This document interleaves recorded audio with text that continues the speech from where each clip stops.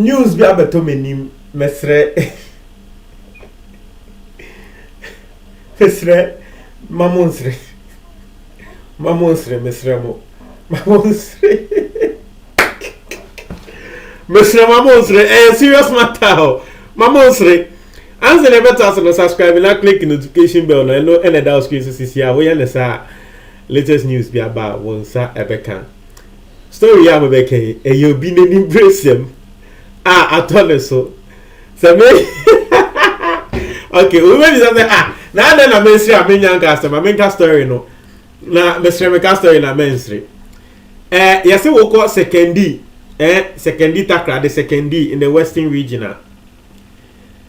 papa bi wo ho a ye friend Paadogo na Paadogo ade ankrofo enim ene se wasayare ebi mu beka se wo ye fetish priest but ejuma wo ye ne se be nkrofo ebodama na ye de omo aba wo no Paadogo ne ho whether it is spiritual or physical or betete habamba na trese wa ye nyama na ode ne ho enyama no aka nipa kro na wa bodam no na eye ne sa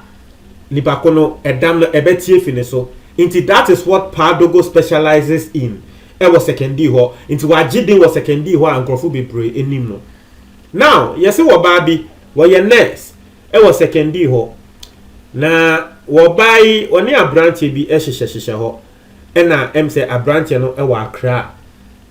Na nanse wo ba no sorry ye behu ya ne say abrantie no say Accra ho a wo no. Wo girl bi wo ho a eya worry no. Na wo ba no ebofa ni trim.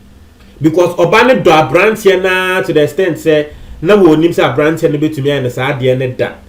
wonim say abrantie no betumi atena koma sa odo abrantie na nkasa inti wo mo ben oba no na wo mo hwa afi wo ba no ne nyama ensisi so ase wo ya bodam wo say obi a wonim no na wo ye nyama bi say ya na wo mpese wo be ka say wo bodam but clearly they could see say no Obano she was going through something she was behaving abnormally nti na danfo bia wono nso ye nurse e ka say da bi we die se me Obano wo ye no nanse nyama bia wo ye no eye dambo e na eba Obano so na esan say ye was secondi me nso minim say Paadogo die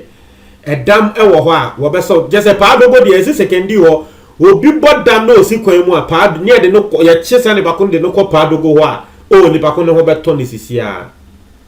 nekre ya chi wo ban ne de no ko Paadogo ho na Paadogo bisa ensem ni mu na wo mo tretre ase nti Paadogo hu se wo da bi we de enya spiritual enya physical nti e ho no wo hu se ne wo be so edam no nekre Paadogo ma wo ba ne etena ne nchen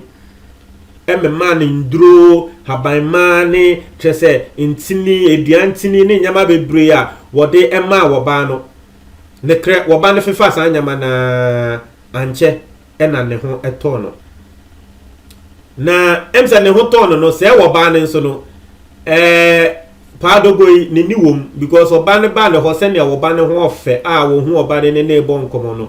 se utumi se Paadogo nso ne ni wom ena trese wo de to oba ne nim one ne bobo nkomo na wo de to oba ne nim se oh hu ofe na me pese me ne o twempena ena wo ba no eti ase e ma Paadogo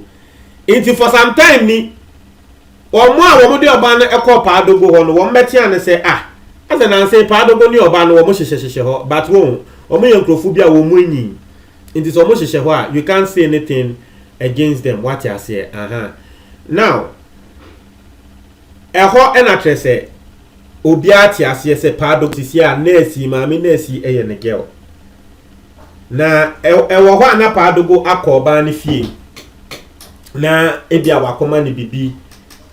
wakoma ne gift bi wa wonim tutu munchu nsensem we ya na ochina ena ye vows day ena ende Paadogo aye na adwen se ogosro ba ne wo fie na wa ma ne pre-vows day flowers trese answer na vows day beba no wako chende flowers ene nyama bi na be hu ne se vows day ne de ba ye be celebrate ne better ye se Paadogo ko ba fie a se obai ene ne ex-boyfriend no wa Accra enam ne sunti wo ba no ebo dam no se wo bai ene ex-boyfriend no hyehye ho omodam pemu a ex-boyfriend no egu ni suja Paadogo enim wo bia ye de wo ba esebe na wo bodama me masa yare a wa be pene masisi a me ne o ye twempena Padogo enim ex-boyfriend na trese suhum sawem wo no Padogo ne girl so and okay mu say Jesus erade mewu Padogo si Jesus erade mewu nti yese e hwa e no tofum Padogo sorry eh na o say ye rush Padogo e de no eco hospital nti na me no ka say Padogo ya rush no akọ Efiankwanta Regional Hospital because of broken heart and upper way a born so ebi mo ka se we die yama Padogo akokoma ebi mo ka se was that Ghana the BBC say obi nim hwa initially obeka say wewu unless a medical doctor bia na obi a wonim sa nyama ni mo ebe check ni pako ne Paul say hu ne say da be ni pako ni enwuye enti se na esi ye no na wo ba no ene ne boy ne kra na ye mo say Padogo ewu ena wo mo ye ya rush ne cause tena wo mo say onwuye na eye fainting ena wo fainti ye etiefo ade a broken heart na Padogo area nim no ngofo bebre hu ne say wo ye dunsini oye konfo eno ne asema won say ade we die konfo no mo tete tete konfo no sa na mo ye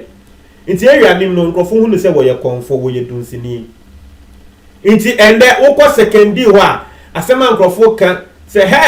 konfo pa na broken heart ama wonu mpontumi engina na ne tell say wo ba tumi a wo no forget it wo ye hwan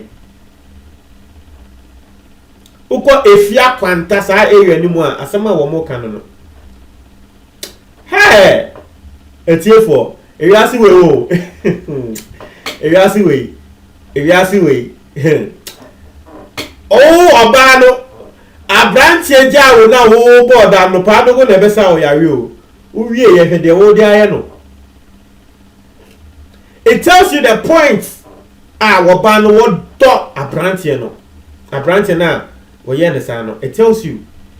send wo ba no wo do sa abrantie no because ni na echi still one no ehempem we put the de Padogo hu ye no na imagine je wo ye wo nechi wo hu ye na minim se wo ba no wo mpe Padogo but is ebia no osuro se Padogo ye konfo wasame yare na meka se mempe na obetumi amama bodan biom nti ebia eno hu nti na wo pene ye it could be se eye eno hu nti e na wo pene ye and it could be ene de wa wonim na wo ye do ba ye wa bodan na masa yare na me se mepe wa na wo se onye den o mpene wo obema betumi de ebufuo na wo ye konfo ya woni nyama obetumi de ebufuo krenkum ebia wo ba na adwemu no se Padogo obetumi de ebufuo kun but ebia na wo mpesa Padogo ne kra but sense wasa ne yare na wo suro se wase ne pesa wan pene a obesan so etumi de edam na to ne so nti no e wo se wo pene na wo no wo ba ne so ye nyama e wo nechi ena ende ankosi Padogo ye nti enda me ne o ka se ye nim se Padogo ye ni fi hospital a wo ba still wejuma na wo besan so abeye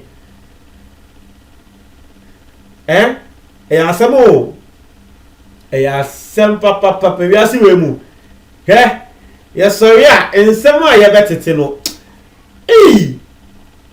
na so we so free Padogo die